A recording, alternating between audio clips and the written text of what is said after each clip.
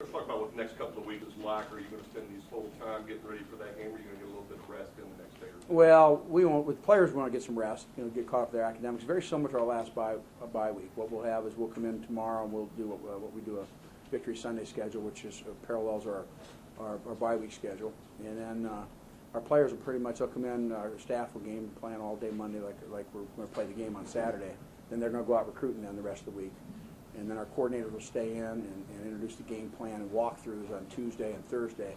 We won't do anything other than lifting weights with our players until Thursday. We'll get some running with them, so they're going to get a few days off and get caught up in academics, but get rested. And we think that's the best way of doing it. Then our first big practice will be a Saturday practice, then we'll have a Sunday evening practice, and so we'll get probably about double the amount of work we would normally get for a game. And so that's kind of what our plan is. Gary, you guys put the ball on the ground actually tonight almost as many times as you had all season. I think 4 tonight, you had 5 all season. The cold and his comment on... No, the cold has nothing to do with it. No.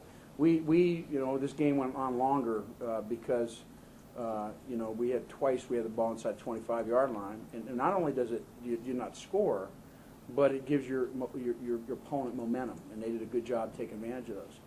And I mean, you pay for those, and we've done that several times this year. One was a tip football, and we always tell our players they can't tip it. Another one was a fumble, and it was ball leverage. It had nothing to do with being cold, and absolutely nothing. And so I'm disappointed in that. And we worked very hard on that, but guess what? We're going to continue to work hard. And I constantly, you'll see how we did that to ourselves. That's self-inflicted. A couple of those were just on the exchanges, weren't they? It looked like in the back here. Well, that was a couple of those where a ball kind of hit Chase right in his finger, and kind of strained his finger in his left hand.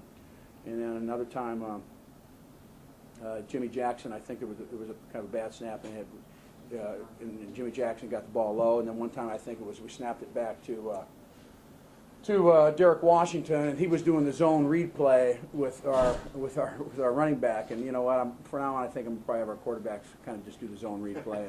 And we'll do other things with Derek Washington besides.